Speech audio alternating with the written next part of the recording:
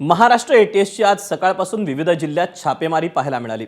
पाकिस्तानातील कुख्यात गँगस्टर शहजाद भट्टीच्या टोळीशी संबंधित गुन्हेगारांवर एटीएसने नजर ठेवली आहे। मुंबई, पुणे, नांदेड, नाशिक, जळगाव आणि विदर्भातील अकोला, चंद्रपूर, वाशिममध्ये एटीएसची छापेमारी सुरू आहे। पाकिस्तानशी संबंधित टोळक्यांच्या मुसक्या या आवळल्या जात आहेत।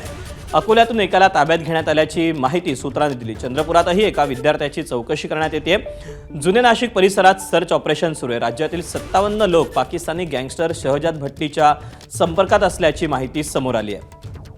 त्यामुळे आता एटीएस कडून हे झाडाझडतीचं सत्र सुरू आहे।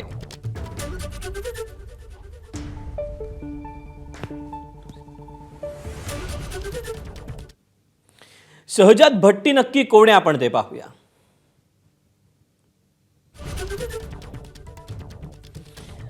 पाकिस्तानातील कुख्यात गँगस्टर आहे आणि तो भारतात बेकायदेशीर कारवाया करत होता। आयएसआयचं तो टेरर मॉड्यूल चालवत होता। पाकिस्तानातून तो नेटवर्क चालवतो आणि सोशल मीडियाद्वारे तरुणांची भरती करतो। सीमापार अंमली पदार्थ, शस्त्रास्त्रांचीही तस्करी तो करतो।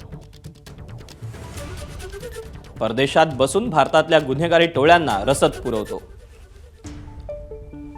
भारतात विविध हिंसक कारवायात भट्टीचं नाव हे आलेलं पाहायला मिळालंय।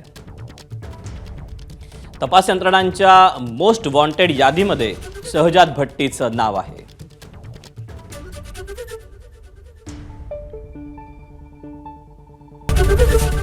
एबीपी माझा, उघडा डोळे बघा नीट।